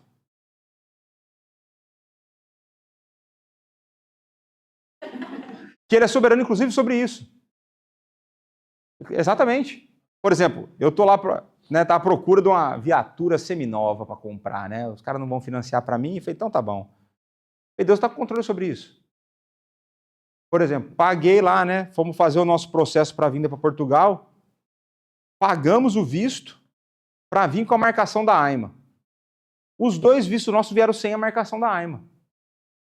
Deus não está no controle disso? Tá, mas eu estou reclamando. Estou errado. Estou sofrendo injustamente, deveria sofrer quieto, sabendo que são as coisas que eu preguei aqui, certo? Sabendo que Deus está no controle disso. Então não está no controle do negócio. E aí tem hora que você cansa de sofrer, fala assim, tá bom, Deus, está no controle, então vai ser desse jeito aqui, pronto. E vai. É oscilação, tem hora que está lá, é Deus e tal. Mas veja, é você ler uma afirmação de que Deus tem poder sobre tudo e sobre todos, deveria dar conforto. Né? Deveria dar conforto para as desgraças que acontecem na nossa vida. Não é que não faça a gente sofrer, é diferente. A gente sabe que tem alguém que está no controle e que aquilo tem um propósito. Né? Então, o que eu devo fazer ou crer, né? E aí, creia e faça. Não é simples.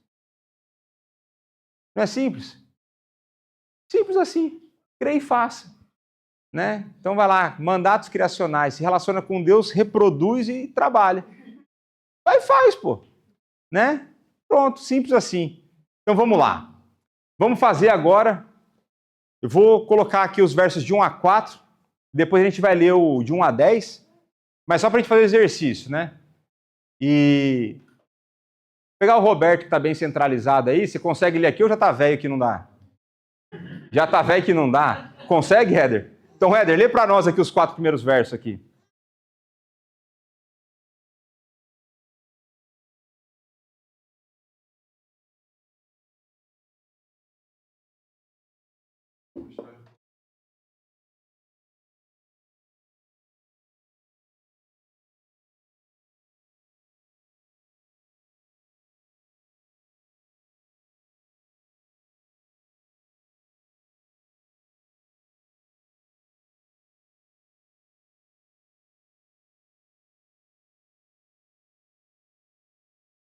Pronto. Aqui, ó, vai uma dica de leitura. Tá lendo carta que Paulo escreveu. Apareceu esse negócio aqui, ó, mais Deus, aí é o ponto da virada. Antes disso estava o problema, a partir de agora vem a solução. Você leu mais Deus, e se você ouviu uma pregação do Hernandes Dias Lopes, você sabe o que eu estou falando. Mais Deus! Tal, aí vai, né? Entendeu? Eu não tenho essas habilidades não, né? Eu só... Mas vamos lá, ó. Vamos começar com a observação. O que a observação faz?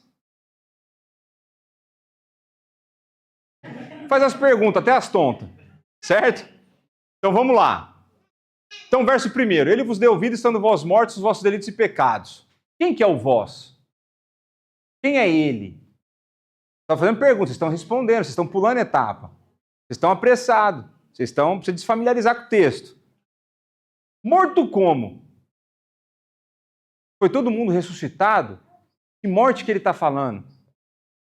Ele fala em delitos e pecados. Espera aí, tem diferença nos termos? Será que são as mesmas coisas? Ou por que ele põe duas coisas diferentes? Aí ele fala assim, ó, tempo passado, né? Então, nos quais andastes outrora. Espera aí, tempo passado? Ele vos deu vida, está no passado. Andaste outrora. Mundo? Príncipe? Que mundo é esse? Quem que é esse príncipe? E o príncipe aqui não é o Hernandes, o príncipe dos pregadores, não é ele. Qual é o reino? Né? Se tem um príncipe, tem um reino. Que reino é esse? Agora vamos pela elucidação, vou fazer só nos 4 primeiros versos, né? Quem é o vós? Os gentios que estavam recebendo essa carta. Morto como? Espiritualmente. Diferença de termos, está procurando nuances no tipo de pecado que está sendo cometido. Que tempo passado, antes de Cristo entrar na vida da pessoa? O padrão de vida é o mundo, o príncipe, o diabo. E qual reino? Esse diabo como poderoso, ele como tendo uma influência no mundo. Então faz pergunta e responde. Agora vamos aplicar. Lembre-se, isso aqui é muito legal. Isso aqui é um exercício que a gente tem que fazer com uma certa frequência. Como você era antes de Cristo? Porque tem alguns riscos. Um dos riscos é a gente estar muito parecido com o que a gente era antes de Cristo.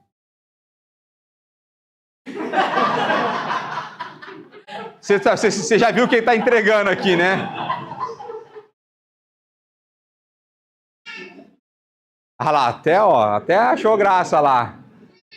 Mas o ponto é de que lembrar de como a gente era antes de Cristo, em muitos momentos pode servir de encorajamento. Então, por exemplo, tem um exemplo batido, né? Eu vou lá e caio no pecado da ira. Tem época que eu fico mal com esse negócio. Mas a hora que eu olho para o passado, a exceção é quando eu não caía. Pô, eu falo, né? Hoje, perto do que eu era, eu sou suave, meu. Sou uma flor, meu, perto do que eu era. Perto do que eu era, agora é ruim demais, meu. Tá uma planta carnívora e tal, mas eu sou muito melhor do que eu era. Por conta de mim? Não. Mas por conta do que ele faz, que ele fez, tem feito e fará em mim. Aí se ele já mudou tudo isso, não dá esperança para eu continuar na caminhada? Então, eu lembrar que um dia eu estava morto. Se ele não viesse ao meu encontro, eu não poderia fazer nada. Se ele não viesse me salvar, eu estava caminhando para o inferno. Isso não traz, por exemplo, gratidão para o meu coração? Pô, né, já falei aqui, né? Hermenêutica. Não cante aquela música, restitui o que é meu. Né? Tem aquela música, restitui o que é meu. Vai para o inferno então, desgramado. É o que você merece. Ai, ó, ele tá entendendo mais do que muito isso aqui, hein? Tô gostando de ver, meu. Tô gostando de ver. Isso aí é dos bons, pô. O nome dele não é Paulo, não, né? Pedro, olha lá. Aí pronto, Pedro. Então, por exemplo, lembrar do nosso estado, lembrar o que Deus faz, né? Então isso é importante. Uma outra coisa, não existe outra possibilidade da vida espiritual se não for Deus dando essa vida. Aí isso vai nos levar de novo à postura de gratidão. Né? A aplicação prática é orar a Deus agradecendo por você ser salvo. Você não merece, eu te garanto isso. Te garanto isso. Né? Por exemplo, aplicação, ore por aqueles que estão cativos. Aqueles que estão servindo a Satanás ainda. Aqueles que não conseguem nem entender que estão mortos. Ele está falando daqui da vida, certo? Mas tem aqueles que não estão na vida, tem aqueles que ainda estão aqui. Então veja como a gente consegue extrair uma aplicação de um negócio que não está explicitamente exposto. Mas você vê que tem aqui, ó, os filhos da desobediência. Temos que orar por eles. E aí temos que orar, e o que mais que nós temos que fazer além de orar por eles? Pregar, o que mais? Você consegue estar em todos os lugares o tempo todo? O que nós temos que fazer então? Temos que mandar os comparsas. Temos que mandar os missionários. Para mandar os missionários temos que fazer o quê? Tirar o escorpião do bolso, pôr dinheiro na missão. É isso. De um texto simples. Ficamos aqui quanto tempo analisando isso aqui? 5 minutos. Dá para fazer isso? Dá, meu, se eu conseguir, dá. Então pronto, agora vamos ler o texto todo, Efésios 2, de 1 a 10.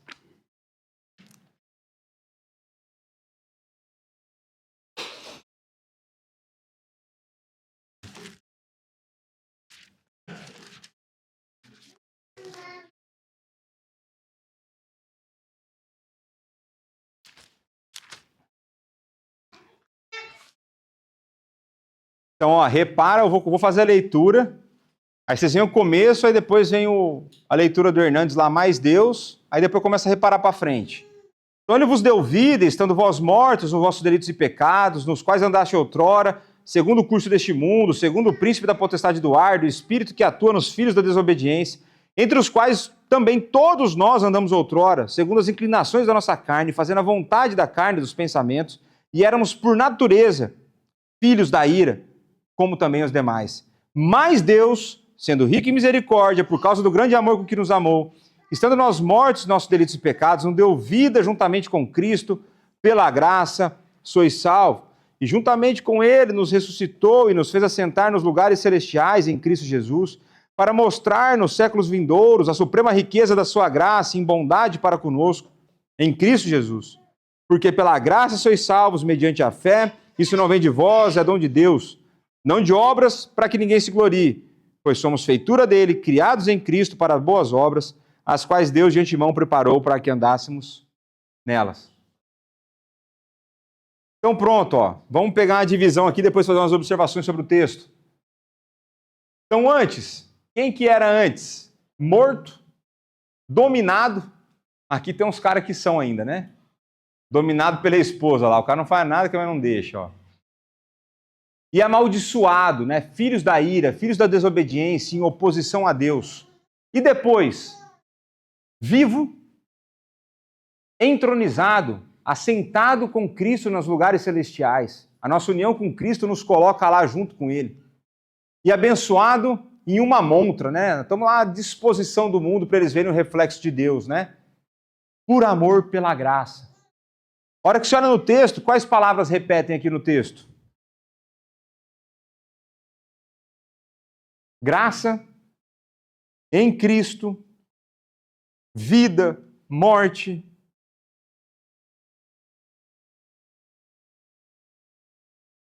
Deus. Tem coisa para extrair aqui nesse texto, né? Então, só da gente olhar aqui, rapidamente, a gente consegue ver a profundidade desse texto, quanto de aplicação a gente pode tirar desse texto, né? O pastor dá para pregar esse texto umas 5 vezes, cada vez fazer uma abordagem e fazer uma aplicação diferente. Agora, o que fica claro que não tem como negar nesse texto? A salvação é pela graça. O exemplo ruim, eu sou bom de exemplos ruins, o pessoal que da igreja não está acostumado com esses exemplos ruins. Então, vocês aí de Passos, vocês já foram velório, não? Já viu lá o caixão com o defunto lá? Em quantos velórios vocês foram que o defunto estava fazendo massagem cardíaca nele mesmo? Por que não? Porque o morto não pode fazer nada além de ficar morto. Então esse era o nosso estado. É impossibilidade de salvação à parte da ação de Deus. Eu não sei como discutir com esse texto. Eu não sei como ter alguém que olha para a salvação é pela graça. Ele fala assim, não é pelas obras, para que ninguém se glorie. Aí como que eu discuto com esse texto? Não tem discussão. Está evidente lá. É Deus vindo ao nosso encontro. E aí, olha lá, os recursos bíblicos aqui. Vocês viram que eu fiz o efeito tudo errado. Pronto. Então, sobre os passos de interpretação, era isso. Vou passar os recursos, tenho 5 minutinhos para fazer pergunta e a gente vê, se vocês tiverem. Então, assim, ó, aqui são alguns recursos que podem auxiliar a compreensão do texto. Né? Então, você tem um atlas bíblico, mapas de cada reino, você consegue ver a distribuição das tribos, você consegue ver por onde que os caras andaram, ver o trabalho que era andar e você reclamando de vir para a igreja de carro, de metro, comboio, né? E os caras lá no camelo, sandalhona lá, não tinha tênis com amortecimento, não era impermeável, né? Não tinha garrafinha com ar, o negócio era pesado. Garrafinha térmica, né? Tinha lá o Bíblia, o cantilzão lá de pele de camelo, né? Então tinha a Bíblia de estudo, né? A gente rodou uma, todo mundo viu a Bíblia de estudo? Passa aqui para frente, por favor. Então a Bíblia de estudo, ela normalmente vai ser mais caro, né? A não ser que você ganhe, graças a Deus eu ganhei essa. Mas então, Bíblias de estudo, né? Você tem algumas boas, como a Bíblia de Genebra, a Bíblia da Fé Reformada, você tem a Bíblia de estudo NAA, são Bíblias que te dão bons comentários. E detalhe, comentário não é infalível. Infalível é a Escritura. Os comentários, pode ter comentário errado? Pode, tem, certeza. Da mesma forma que tem erro na minha teologia, que eu não sei quais são. Se eu soubesse, mudava, né? Então, Bíblias de estudo, comentários bíblicos, né? Então, se você vai ler, procura editoras confiáveis, né? Então, Editora Cultura Cristã, Fiel, Vida Nova. Essas editoras, elas têm séries do Novo Testamento, do Antigo Testamento, né? Livros para cada livro mesmo, né? Então, esse aqui, ó, só Apocalipse. Isso aqui é a versão curta, 500 páginas. Letra pequena. E tem a versão inteira que 1000. Mas é bom, é bom. Aqui o cara lê e não entende Apocalipse, aí esquece o cara. Então, por exemplo, a Fiel publicou os comentários de Calvino, né? Você tem vários deles, tem vários deles já com versão digital, a gente tem dificuldade de acesso ao livro físico aqui, né? E busque autores conhecidos por serem conservadores, por serem homens sérios, homens de Deus, né? Entrando nas barcas furadas uns caras por aí não, né? Concordância bíblica. Vocês já ouviram falar de concordância bíblica, não? Vai pegar, vai ter um tema, nesse tema ele vai dar várias passagens que falam desse tema, né? Então, está preocupado, quero aprender sobre o amor, né? Quero aprender sobre a tristeza, quero aprender sobre Jesus Cristo, sobre Pedro, enfim, são temas. E introdução aos livros do Antigo e do Novo Testamento, né? Normalmente, se você compra um comentário bíblico específico, ele já vem uma versão de uma introdução ali, né? Já tem data, autor, qual é o principal objetivo do livro, quais eram os problemas enfrentados na época, etc e tal. Tem uma proposta ali, né? E tem esses outros. Cadê o outro que grandão que estava aí? Foi esse aqui, ó. Esse aqui é só para o Novo Testamento, né? Esse livro aqui é muito bom, né? Muito bom. E pronto. Então, basicamente, é isso aqui. Ajuda bastante, né? Ajuda você a começar a ganhar perspectiva da história, ajuda você a ganhar perspectiva do que estava acontecendo, né? Considerar aspectos culturais, tudo isso é bastante interessante e vai trazer para você aí um aumento na profundidade do seu relacionamento com Deus. Você orar, pedindo um coração submisso, fizer aquilo de baixo, né? De fato, submissão a Deus e disposição a ser transformado, né? Vai ser bênção na sua vida. Alguém tem alguma pergunta? O cara começou, já complicou.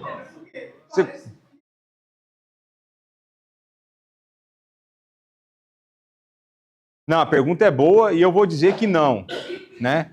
Tem uns caras agora tentando treinar uma inteligência artificial com uma base de dados de fé reformada. Então, os caras estão fazendo isso.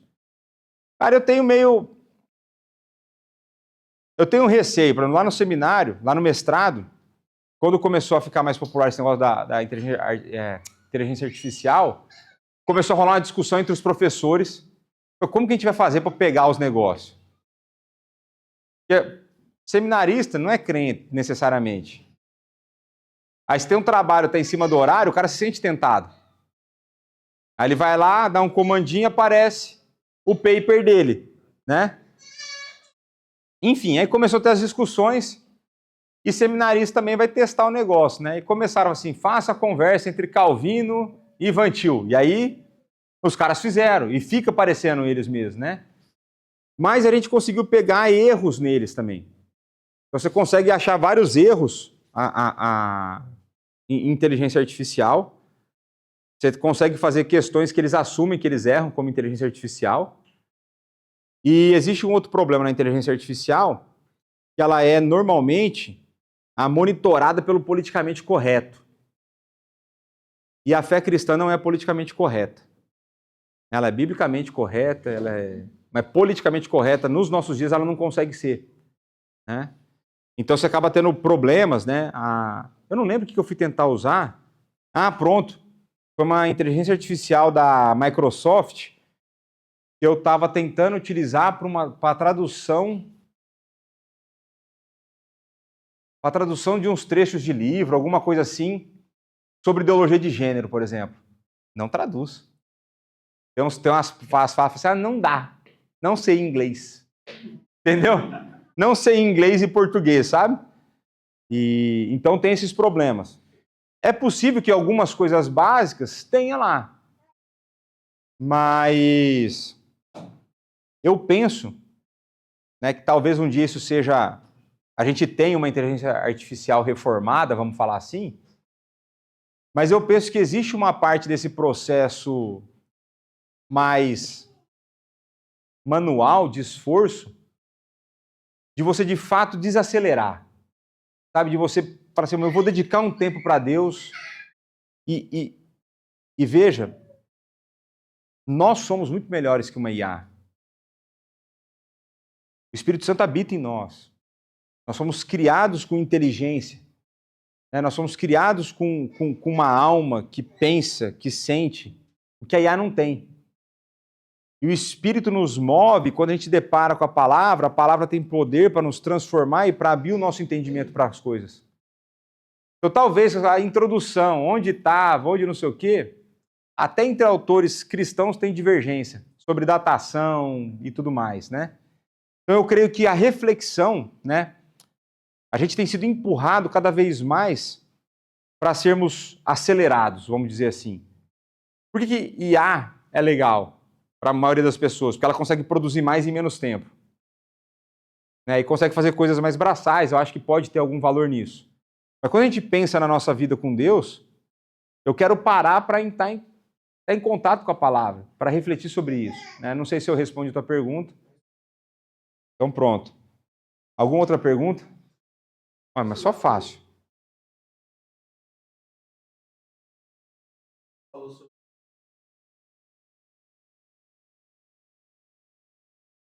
Apontar nesse contexto das nações para Deus, para se algum deles, esse no Messias, essas pessoas iam ser salvas ou estava reservado apenas? Tá. Deixa eu ver como que eu vou essa pergunta aqui para... Vou te devolver com uma pergunta. Existe algum exemplo de não israelita salvo no Antigo Testamento?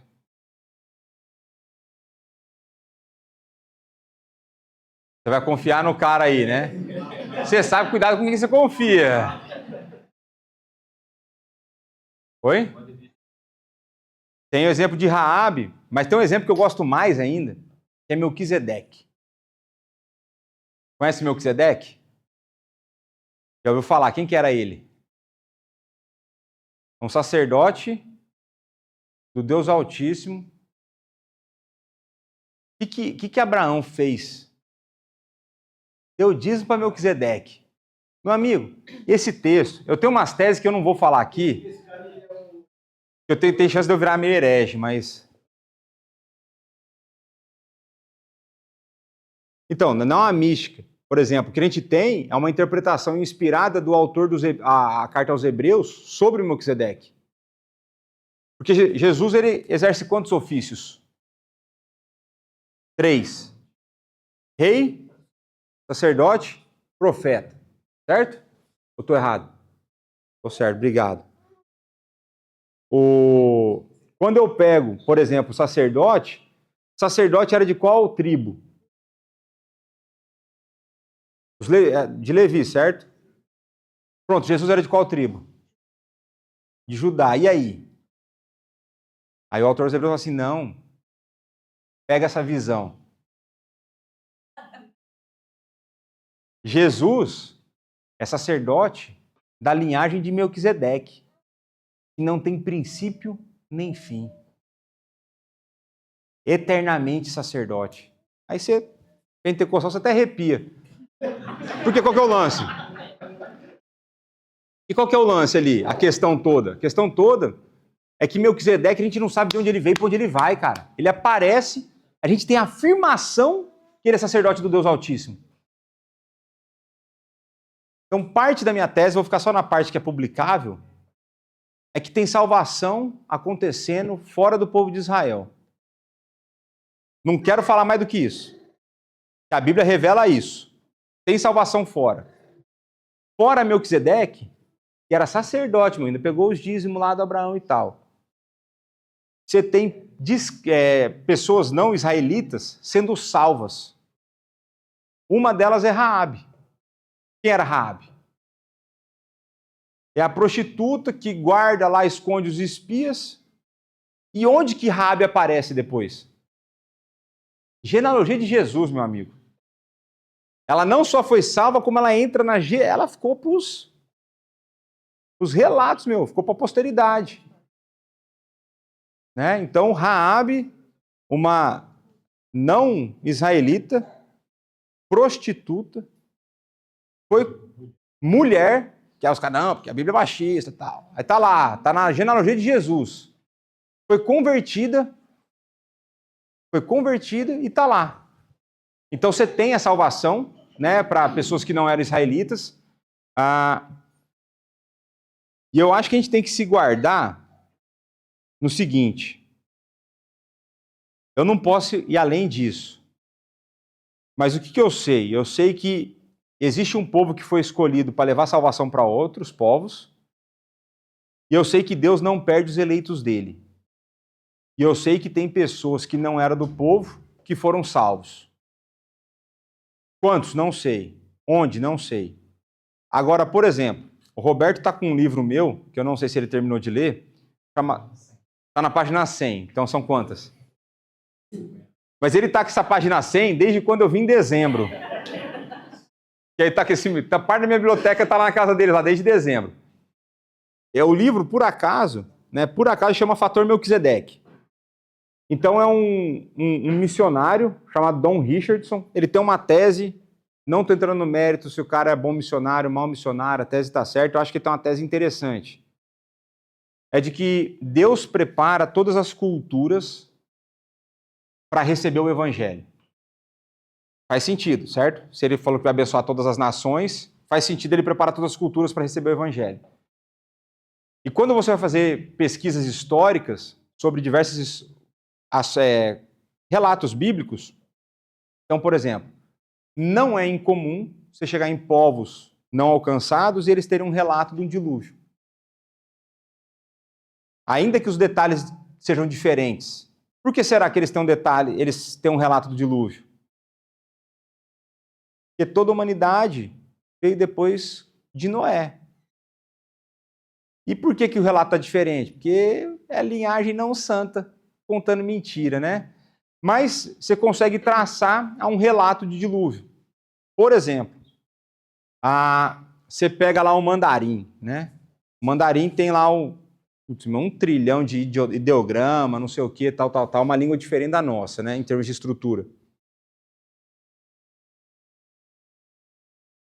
O ideograma para barco, no chinês, é um barco com 8 pessoas dentro. Tire a conclusão que você quiser. Parece ter um relato desse no dilúvio. Por exemplo, o ideograma para justo é um homem debaixo do cordeiro. Tire a conclusão que você quiser. Está lá no ideograma chinês. Então você começa a ver que Deus salva aqueles que Ele escolheu.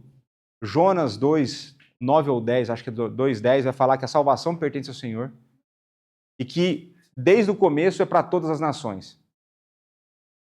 Quantidade não é da minha conta, mas eu tenho relatos de que tinham pessoas sendo salvas. Eu tinha relato, eu não imagino Melquisedeque ficando de boa, só ele sendo salvo onde ele estava. Né? Tinha um sacerdote do Deus Altíssimo, só tem um Deus Altíssimo, né? Então tem pessoas sendo salvas, você vê até na instituição da circuncisão. Por exemplo, quando foi lá dar circuncisão para Abraão, foi todo mundo, velho, que entrou na sala de operação lá. Foi todo mundo, meu amigo, até escravo.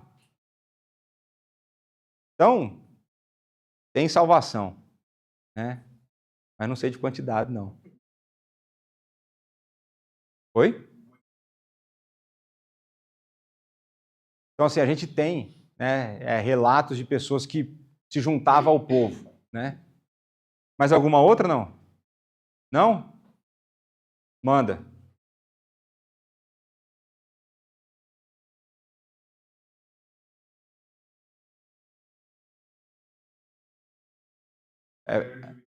É para dar ênfase no pecado principal de Davi. Foi assassinar o cara inocente por conta de um pecado. Ele cometeu um pecado para esconder um pecado. Né? Então, toda vez é ressaltado que Davi é um assassino. Então, Davi é um assassino e ainda assim houve perdão para ele e ele é considerado homem com o coração de Deus. Então, você vê, quando você olha para a vida de Davi, ele começa ali no BBI, né, Big Brother Israel, fica olhando para onde não devia, ver o que estava passando, pega aquela mulher, vai para cima da mulher, manda trazer a mulher, tem relação com a mulher. Aí ele estava de boa. Até descobriu, falou assim, atrasou. Estou grávida. Aí falou, azedou, manda trazer o cara que nós vamos matar ele. Não, vamos fazer o seguinte, vamos encobrir. Só que aí o que acontece? No texto, é igual aquela história do publicano e fariseu. Quem que é o exemplo ali? É Urias.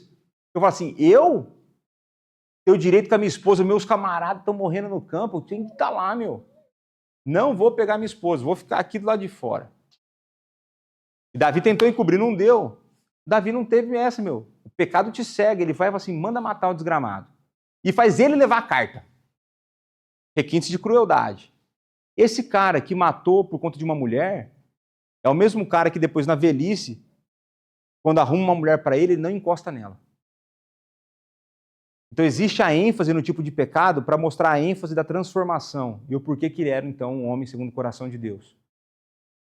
Porque ele se arrepende, ele se coloca diante de Deus, ele aceita as consequências e Deus vai transformando esse homem.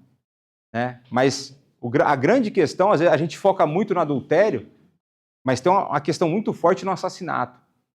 Porque quando você olha lá, o assassinato é um pecado com consequência de pena de morte. Porque ele assassinou alguém que foi criado à imagem de Deus, né? Mas, basicamente isso. E para não ficar mais tarde, 9:45, meus irmãos, muito obrigado pela paciência. Eu tinha terminado no horário. Depois veio o chat GPT, esse tipo de coisa aí.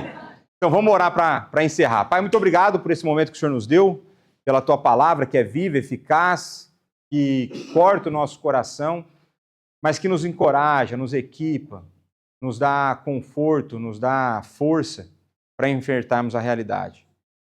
Continua a cuidar de nós, nos leve em paz para casa, dá-nos uma noite de descanso revigorante e dá-nos força para caminharmos nessa semana em meio a muitas lutas, com vitórias e derrotas, mas na certeza do que o Senhor é soberano sobre tudo e sobre todos. É no nome do Teu Filho, Jesus Cristo, nosso Senhor e Salvador, que nós oramos e agradecemos. Amém.